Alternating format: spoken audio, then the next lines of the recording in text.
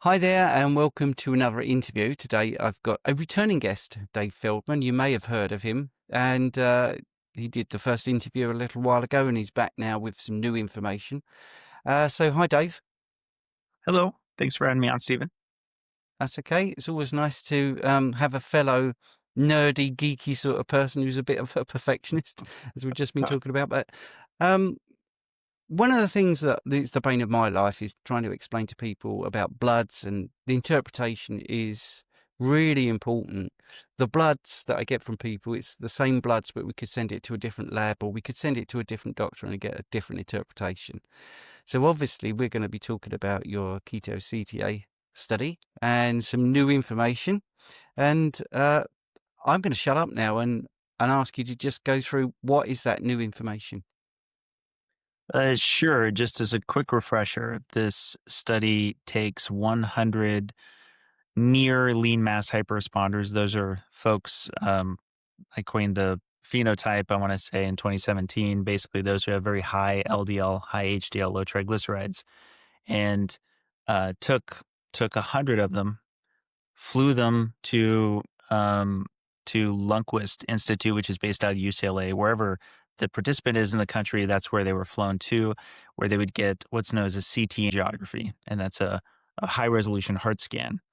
They would then return 1 year later for their second scan. And that way we would have a total of 200 scans, 100 baseline, 100 follow up, and then be able to compare the plaque progression, but both the presentation and the progression of plaque. And obviously, this is of enormous interest because a number of people have gone on a ketogenic diet who have wondered, and this includes myself, if the high LDL that they've gotten from adopting the diet would in fact be detrimental, that it would have a rapid increase in plaque, especially, population wide.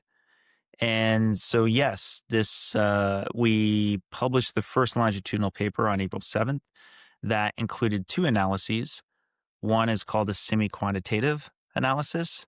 That's actually where cardiologists that are expert readers that are blinded uh, go through a predetermined set of checkpoints, you could say, through the coronary arteries, and then score how much plaque they see, how much stenosis they see, and so forth. And that's one kind of category of analysis. And then another kind is through computational, like AI and algorithms and so forth. And this was through a service called Clearly. And Clearly had their own analysis. And both analyses agreed in two main respects that we were very interested in. One is that baseline plaque, as in how much plaque a participant started with at the baseline scan, was very predictive of future plaque progression. Hence, the plaque begets plaque, or as the title correction says, plaque predicts plaque. The second is that LDL cholesterol or ApoB, neither one of them actually showed to have any association with plaque progression. Also, no association with plaque presentation, which we also considered a pretty powerful finding. Now, one of the challenges with the April 7th paper is that those two analyses, the semi-quantitative and the Clearly analysis, were a little at odds with each other on the cohort-wide aggregate of the progression. And so we already knew that the pre-specified methodology was going to be on its way.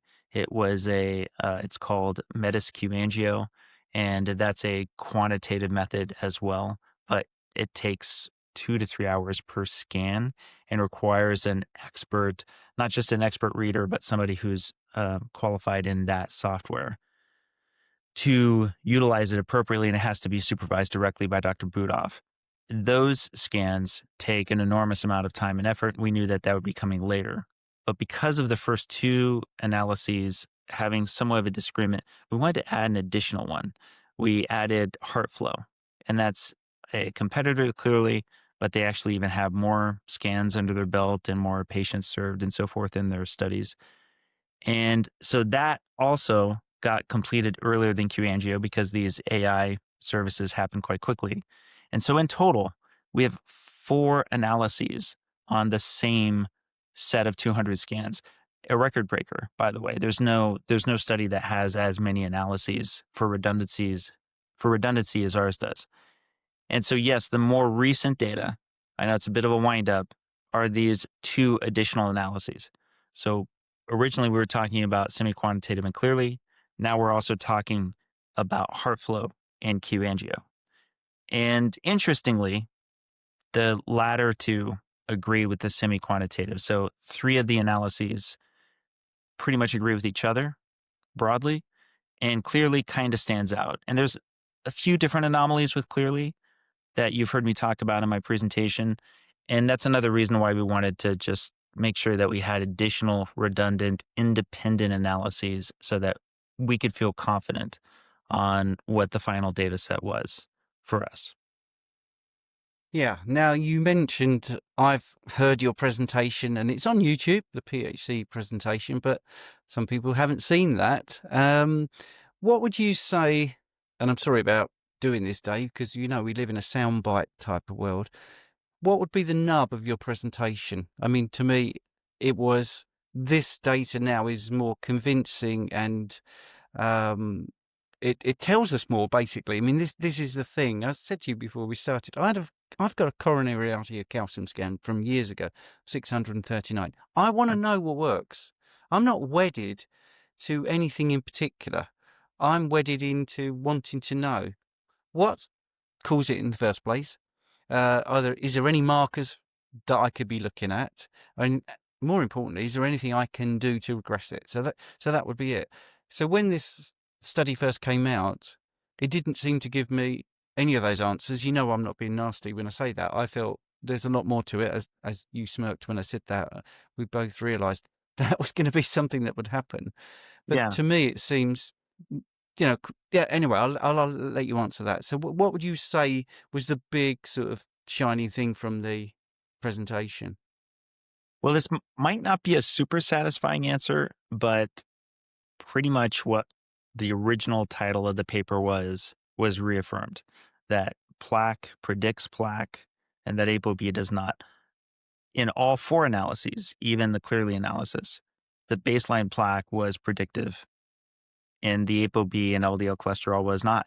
There was no association. So it's fascinating because even with having two analyses in the first one, now having four analyses. And the reason I kept saying in the presentation, and the reason I'll say it to you now, the scans are the scans are the scans, is all four of these analyses are looking at the same set of scans. So you have all these different techniques looking real close to see what the level of plaque presentation is, what the progression is by their technique. And then we already have blood work on all of them for LDL and for ApoB. And there's just nothing there. There's just no association. Now, with regard to yourself, yeah, I mean, the news that I would give you is that generally speaking, if you're getting scanned and you have a lot of baseline plaque, that means that it's more likely than not, given our data so far, that you would likely see future plaque. Now, that said, what you've just mentioned, you had a prior history of smoking, is that right? Oh, sorry, I thought that's No, what you said. no. Okay. I came from a point of should have been the food guidelines poster boy. I didn't smoke. I Ah, didn't drink. Very active. I was very active because you picked up on that the first time. I was an advanced personal trainer, and then I'm one of those that if I compete, I'm very competitive. So I won a hmm, title in tennis. The middle distance running, I got medals for. So I've always been pushing myself, and I've jumped a bit, but not recovering. I know is something that people yes. don't talk about enough, It's and that something I could talk be a about all thing. the time. Yeah, Yes. And in go for it. fact, if you watch the presentation, there's a Q&A that follows the presentation where I mention, again, I'm not sure if I said this in the last podcast with us, but it was a concern of mine in our recruitment was that we would get a number of over exercisers, people who are just really, they love the exercise, they love the high, the dopamine fix that it gives them, but unfortunately, they do not prioritize recovery because I am certainly of the belief that the advanced coronary artery calcification that we often see, for example, with ultra marathon runners or uh, Ironman or cyclists, the ones who are like really pushing it round the clock. Like I had an ultra marathon friend who did. I want to say it was something like 80 miles or 100 miles or something like that. They trained for it. They say he just felt so good. He wanted to just, do another 10 miler, like right after race day. And Mm. I told him my theory then. And he said, it's just, I really, really want to. It just feels so good. It's hard for me to believe that exercise could be harmful. And I'm saying it's not that exercise is harmful. It's that a lack of recovering from intense exercise, I think, is harmful.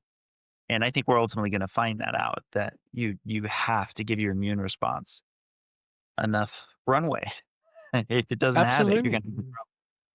Yeah. I mean, I stopped doing the advanced PT work, personal training work, when I was 45, and I started working in obesity and diabetes.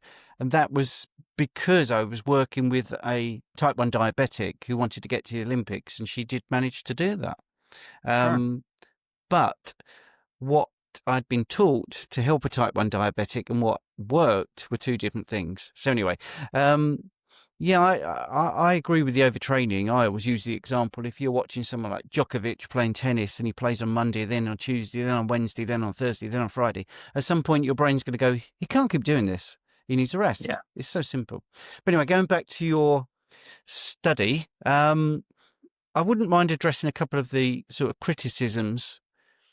The main one being that, and I think I leveled it at you a bit, and I think you addressed it, but I want to go into it a little bit more because you addressed it brilliantly in this second thing, was it was a very narrow range of people. The lack of contrast in the exposure to LDL was, you know, Yes. you know where I'm going with this. Yeah. So yeah, go with that. Yeah. So this was a common statement that was getting made. And part of the challenge and the reason why I needed to wait until we had all the data in. Sorry, hit my mic there for a sec. The challenge and the reason we needed to wait until all the data was in before I could start like really addressing these is because I wanted everything to be on the table. But to be perfectly honest, of the detractors' positions pushing back on our research that everybody quote unquote had high LDL, that puts in one person's mind that's this narrow range, that high LDL, like when you say they're in the 99th percentile, for example, you're thinking 8%, and it's just like over here, it's just this one band, right, in a in a graph. And in my presentation, I go, that's just wrong. And if you're familiar with table 1 that we had already published, you can easily figure that out because the standard deviation was 84.7, 84.7 milligrams per deciliter for a standard deviation. Very quickly, you could do the math that we're at least in the 4 to 500 LDL cholesterol range. I want to say that's 5 millimoles per liter range on your end to 6 something. And I'm talking range, right? Spectrum. And I went and looked really hard, and I cannot find a single prospective imaging study that comes anywhere close to that range. So saying they all had high LDL doesn't come anywhere close to um, suggesting that there could be a saturation effect. Because as I said in the presentation, if it was a narrow range, I would agree with them that there could be a saturation effect, that basically the exposure is too alike to each other. So as Simon Hill put it, they compared people with high ApoB to other people with high ApoB. But that's just really not the case. We had even some people that might be considered very optimal in that they were lower than 100 milligrams per deciliter. But on the other end of the spectrum, we had 6 people with homozygous FH levels, which is a 1 in a million level of high. The range is gigantic. And so, no, with respect to all my good friends who are critics, the ones who I have good rapport with, this is frankly one of the least compelling arguments because it's quite literally the opposite within our study. Literally the opposite. We have like all the range you could want, really. Yeah, and I think that was really clear in the presentation. So I'll probably put some graphics up if that's okay. Once we've finished on editing, just so it makes sense for people. So a lot of people were talking about the CAC score, and I know this is a little bit out there, but I've been talking to people who don't want to do it or wouldn't take part in this study because they were worried about the contrast dye. Did that come up as well? Because if you start to get into nuances like that, you realise that you're not having a cohort that's representative of everyone in this space, because a lot of people in this space wouldn't touch contrast dye procedures with a barge pole. So did that come into the equation at all? And also, is it a confounder? As in, is it a confounder because we have a number of people who didn't want to enroll in the study because they were concerned about the contrast dye? Yeah, yeah, and also the fact that you use contrast dye, does that have an impact on the scans, or the results?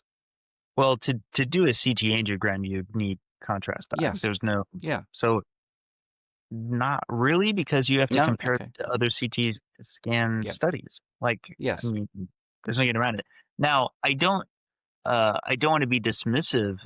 Everybody's health choices are their own. Mhm. If you're concerned about contrast dye, I mean, when I was looking it up at the time, and granted, this is information that's 4 or 5 years old, so there might be newer stuff now.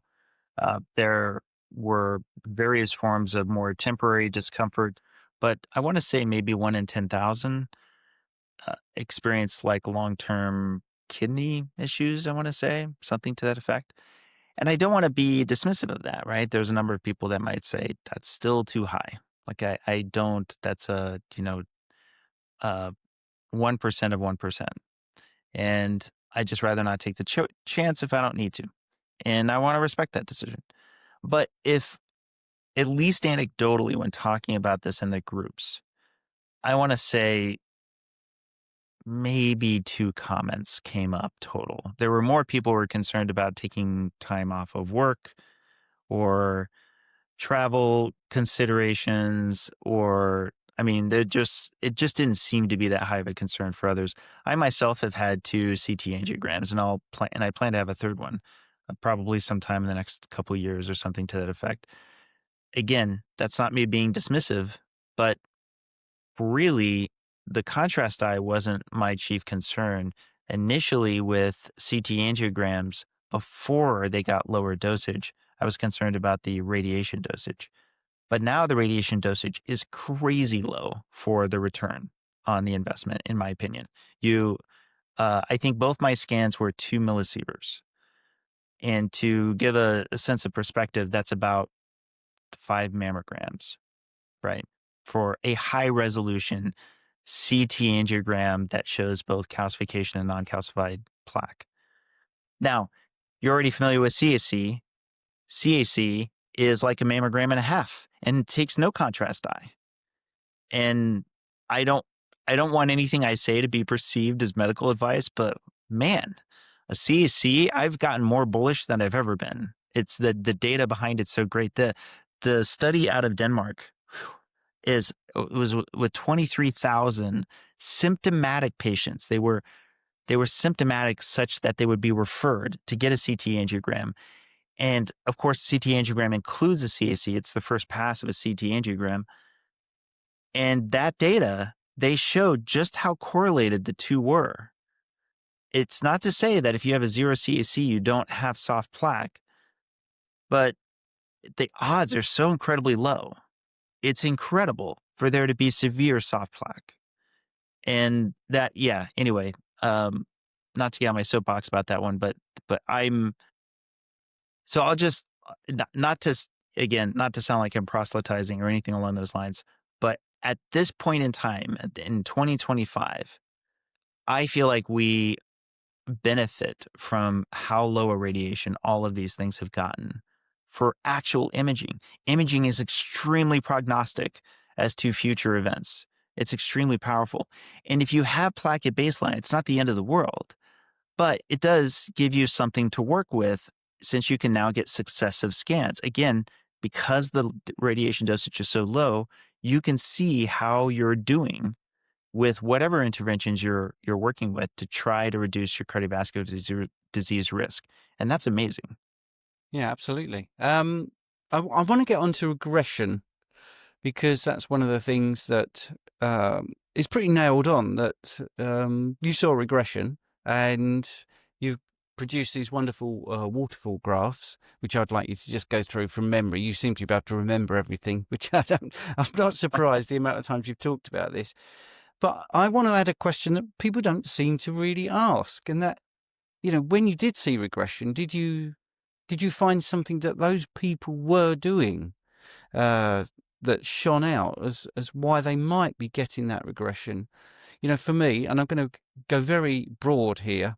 I know you're more of a technical sort of guy. For instance, using it as an example, were those people using D3 and K2 supplementation as an example? Because that seems to be sort of the most popular thing that people recommend for regression. We didn't track that because there's only so many things we can track. And this is another thing I think a lot of people don't realize when you're trying to run a study. Part of the process is you're trying to recruit people, you're trying to get them interested. And we're already asking a lot because we're saying we want you to fly all the way over here. And by the way, in our study, and I was the one who required this, I wanted them to stay overnight. So we had a partner hotel. They would check in, sleep overnight so that they'd be rested in the morning. I wanted their blood work taken while they were fasted and rested, and then also their scans taken at that time. But then on top of that, something that's very unusual for a study of our size, and the degree with which we're asking, is we didn't pay them anything. Usually you pay your study participants something for their time and effort, right? So on top of all of that, how many questions, how many things can we put them through? You don't want to go crazy. So did we have, for example, a food questionnaire? We did, right? And it could be within the food questionnaire, there's more details on supplements that they might be using, but I can't say that I know that for sure right now because I'm not privy to that information. I'm still actually blinded on a great deal of the information we haven't yet reported on. That's more for the statisticians. That said, of course, I've asked the question because it's the number one question people ask me is once we've had confirmed progression, everyone's going, what are they doing? And the more rapid progressors, what are they doing? Now, full disclosure, I've said to the statisticians, I don't know that I even want you to tell me anything that's like an R2 of zero point 0.1 or below. Because what I tend to find happens in these kinds of cases is when you've got something as exciting as confirmed regression, you're looking at what the one best leader is. And if it's among a lot of very loosely correlated things to where the correlations are very low, but hey, here's the one that seems to be the highest of these others that are really low, I don't even want to get biased by it. I don't even want to think about it because my concern is that we're going to rush to judgment that is a factor. And unfortunately, if it's like below an R2 of 0.1, I'm already going to be skeptical as to whether or not it is. That's now that said, where this gets different is the 3 years, the third scan. We want to do a third scan that's either going to be 4 years or 5 years. We're going to see how many people we can re-recruit. And then that'll change everything because then if there is something that's correlative and if there is a trajectory that shows plaque regression is maintained, or even if it's regressed in the second scan but stabilized in the third, that's going to catch everyone's attention. And then there'll be a lot more interest on deeper focus of what they're doing in their lifestyle. And I'll trust that data a little bit more with regard to possibility of causation. But here's the thing, Stephen, I'm not sure how much we talked about this before. I just have a very high bar for making a claim of causation, period. Period. I think correlations are very interesting for hypothesis generation. But I'm concerned, really concerned by how much the nutrition world loves to jump to conclusions on something being causal of something else. I'm far away from that. I have a high Bradford Hill threshold criteria. I'll just put it that way. Yeah, and just for people in Britain, we call it R squared, by the way, in case Oh, people didn't know what R2 was. But yeah, and it's just a statistical model that sort of the higher it is, basically 0.7 above tends to mean that your model is explaining 70% of the variation in the data. So if you get higher than 80, so where are you going, David? Where would you like it to be? Above 0.85 or something? I you know zero a 0.7 and above. I'm paying attention, right? Mm, yeah. But even so, I want to see other things. I want to see how consistent it is. That Mm, Bradford Hill criteria is I want to say 8 assessments or something along those lines. But the ones that I think we should all be mindful of are strength and consistency and temporality. And those three are powerful. mm, If you've got those three at a very high threshold, that means a lot. But that's difficult to square off in even large studies. Um, absolutely. Again, I'm like a Yeah. wet blanket to all my research friends because they love to jump into, hey, maybe this is causing this and this is causing this. We kind of say that, and I'm the one guy who's going, well, I don't know if we want to say because I'm already in a place where I'm going. I'm not sure how much this causes that, etc. Um, and yeah, like I said, I just have a high bar. Yeah, but that's good. I'd rather a scientist have a high bar than what we see in some of nutrition science, to be absolutely Yeah. frank with you. I mean, I spend at least once a week doing a Substack about a study and ripping it apart on using relative risk way too much and too many assumptions. And anyway, right, we don't mind getting to that. So, having gone very geeky, I want to go really broad, okay? Because one of the most common things I have said to me, and I noticed quite a few of the comments on your channel, is along the lines of, somebody cleans up their diet, they remove all these sugars, processed foods, they feel amazing, they reverse all sorts of health issues, and then they have their bloods done. And all of them seem to go the right way, except for the rogue one, which is LDL. Now, to me, maybe we got that wrong because it doesn't seem sensible to me that everything else would improve and one would just stick out. It doesn't make any sense to me. So how would you, as a scientist, sort of sum that feeling up? Is that something in your gut? And I'm not talking about data now. I'm talking about your gut feeling about where you're going with this. I'm Obviously this is what led me down the whole road. Setting Hmm. aside the lipid energy model, which I believe in part, if not largely, helps explain it. That's more about the fat trafficking. Your question on where my gut was, yeah, that was my gut because once I realized that cholesterol is part of the transport system, like clearly your blood cholesterol as detected as part of the transport system, pretty quickly, it didn't seem hard to work out that you've got two scenarios. One that seems to get studied a lot, which is when there's a traffic jam. And why is there a traffic jam? Because there seems to be a problem in that transport system of delivering the triglycerides to the cells, and therefore the triglycerides inside those lipoproteins are building up. It's harder for them to get to their exit ramps. But then you've got this brand new scenario that just wasn't there before. And that scenario is, what if somebody's powered by fat and therefore at any given moment there's going to be a higher detectable level of cholesterol, but that's because there's literally more vehicles on the road, not because there's a traffic jam, but almost exactly the opposite. How do you know it's almost exactly the opposite? Well, actually, it's because the triglycerides are being lower, that they're successful at delivering the triglycerides. And that's what I believe is happening.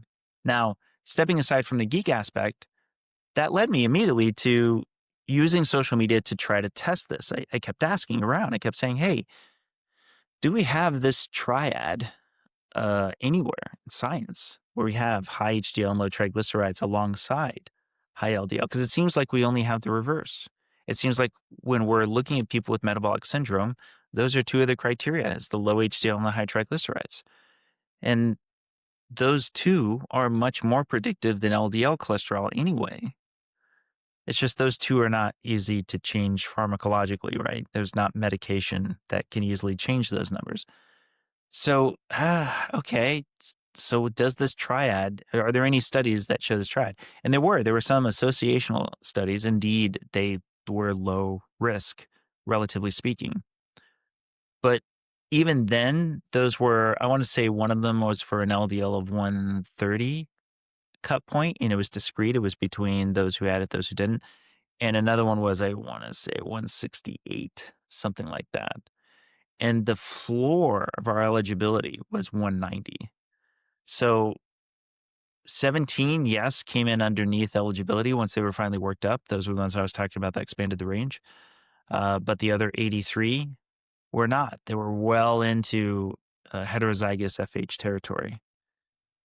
And yeah, I just I have been following my gut up until this point. It doesn't make sense to me that the body. There's this one way a friend of mine put it, who's an undergrad, and he said it a different way, but I like it the way he says. He says, "I just have a tough time believing we evolved to have the liver actively trying to kill the heart." And I thought that's actually a pretty funny way of putting it. But yeah, that makes sense to me. Yeah, and it gets to the nub of it. I mean, the thing is, the biggest thing I've been doing is working with diabetic patients for many years. And when I was at Meeting for Sean Baker, I used to run the diabetes meeting. There is a point to this, by the way, and it's encouraging for you. And it was 6, 7 years ago where I suddenly realised that the HbA1c was a very unreliable marker in this space. And it was coming from common sense. It was coming from people with CGMs, capillary reading, and saying, I don't get this, Stephen. I get my average from my CGM. I've even got 2 different brands. Genuinely, there was a guy on Facebook was obsessed with this, a bit like you. You know, he couldn't believe the data. I've got this, and it never matches my HbA1c. Well, my training when I started phlebotomy was to tell people with an artificially low HbA1c, you might be hemolytic anemic, which, because it's a calculation, your red blood cells might not be living long enough. And of course, an artificially high HbA1c might be an artifact of maths. That's why I suddenly realised, and I went down that rabbit hole of the life of the red blood cell, and lo and behold, it's a thing. And then we did the reticulous count and proved it. And there are now labs looking at doing an HbA1c, adjusted HbA1c based on not an estimation of the red blood cell life, but actually adding the calculation of the red blood cell life. So what I'm trying to say to you is a very established gold standard number. Common sense didn't work, and you can push back against it. And you can. I tell you what, I've got a world-weary face. I'm only 61, and it's taken me forever to get people to listen to this. Well, I have an opinion on this myself. A lot of lean mass hypersponders have an A1C of between 5.5 and 5.9, for example. I see mine bounce around. You throw a CGM on me, and it's mostly flat, right? Now, again, it's speculative. I'll emphasize it's a hypothesis, but I definitely believe that's homeostatic because a higher A1C is normally indicative of diabetes because diabetes is ultimately a condition of glucose dysregulation, whether type 1 or type 2. It's a lack of control, right? It's a lack of homeostasis and all of the downstream impacts to it, right? Okay, so what do I think is happening? Well, I think this just literally goes back to Randall's cycle. That's the Occam's razor for me. We have greater and greater fat adaptation, meaning that there's less GLUT4 expression by the cells. To put it a different way, you have more fatty acids literally inside the cytosol of your cells because that's what they're being fueled by. And the Randall cycle teaches us that there is a competition between glucose and fatty acids to an extent to where if you're getting powered by fatty acids, you don't need to be powered by glucose if the cell is capable of that. Now, you do have cells that do need glucose, like red blood cells. They need that, right? And why wouldn't you want cells to spare out glucose just with less GLUT4 expression, leaving more in the bloodstream? Well, this is further demonstrated by things like OGTTs or glucose tolerance tests. If you're fat adapted and you have an OGTT, you'll fail it. Why? Well, part of the clue as to why is that if you decide to go back on carbohydrates and you're metabolically healthy, you'll succeed it in 3-4 days. Why? Because you left fat adaptation. So that higher level of glucose, to me, seems like you have configured your body via less GLUT4 expression such that a new bolus of glucose coming in looks very scary because it makes your blood glucose go like crazy high. So your CGM's going through the roof. But I would argue, I think that that's not necessarily even scary relative to the degree of which there's less off ramping of the glucose into your cells. Your cells they don't have the off ramps. They have a greater affinity for fats. They have less of an affinity for glucose. Do I think this impacts your A1C? I definitely do. I think that you have longer residence time of glucose molecules in the body of somebody who's metabolically healthy and fat adapted, generally speaking, all else being equal. When I say all else being equal, there's plenty of other factors that are relevant. Exercise, for example, is a big component. But how much of that is detrimental? I want to bring it back to something better than a gold standard. A gold standard is a gold standard until there's something better, right? So A1C was really great when we only had A1C. But with CGM and fasting insulin, do I think somebody who's fat adapted and has a CGM that's flat as a board and their fasting insulin is not changing? So it's not insulin insufficiency like we would see with type 1 diabetics. And it's not going up and down like we would see with also type 2 diabetics. It seems to be homeostatic. That's just what I think is happening.